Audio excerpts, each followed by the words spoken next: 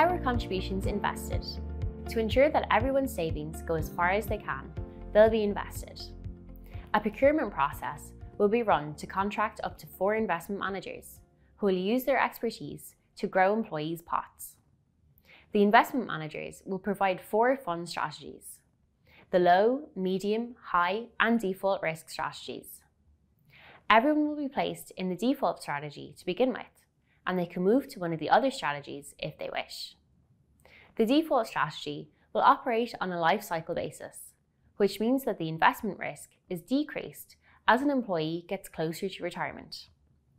It takes advantage of higher risk growth in younger years and the stability of lower risk closer to retirement.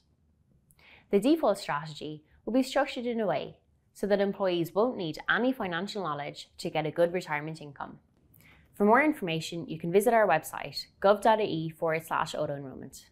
Here you'll find the latest up-to-date information, further information for employees and employers, and a list of our most frequently asked questions.